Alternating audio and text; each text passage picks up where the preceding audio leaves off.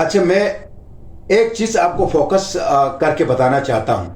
हल्का नंबर 3, ये मशबरूम और जो है गांछे का, ये वो हल्का है जो पीपी का गढ़ समझा जाता है। यानी एक शख्स इंजीनियर मोहम्मद इस्माइल पिछले 30-32 सालों से इस हलके से जीते आ रहे हैं। ये है पीपी का एक जियाला। वो ना सिर्फ जियाला है बल्कि जीबी के पीपल्स पार्टी के सेटअप में वो जनरल सेक्रेटरी के ओहदे पर फाइज है।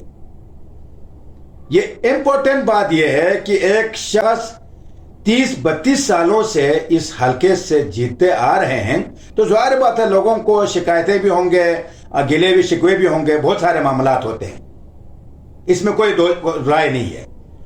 इस दफा इसके हारने की सबसे बड़ी रीजन यह था, इसके अपने घर से इसका अपना भतीजा मैदान में आया और जो वोट इस्माइल को मिलने थे उसमें से भी 3-3.5 हजार या 2-2.5-3 हजार उसके भतीजे को मिले, तो इससे इस्माइल के वोट में काफी डिफरेंसेस आया, फर्क पड़ गया।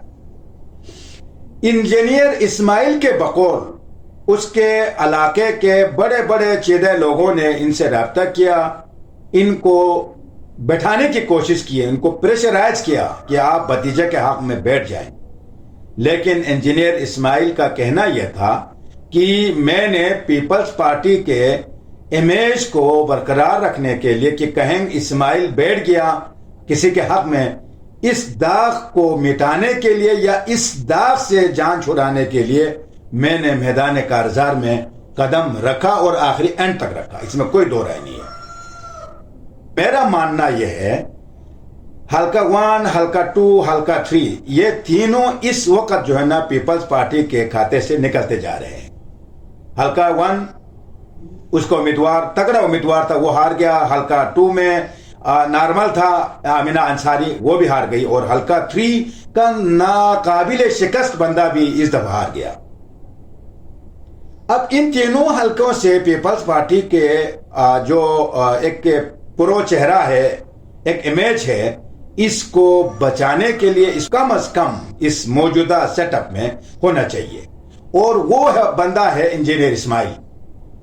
इंजीनियर इस्माइल को उसकी पिछले 30-32 सालों की खिदमत के एवज में अगर इसको मुशीर का कोई ओहदा देकर इससे करंट जो पीपल्स पार्टी के गवर्नमेंट के सेटअप में अगर इनको मौका देते हैं, तो ये मशरबरूम के अवाम के साथ पीपल्स पार्टी के गवर्नमेंट का और ख़ास तौर पर अमजद एडवोकेट साहब का जो सीएम बन गए हैं माशाल्लाह से, उनका एहसान होगा।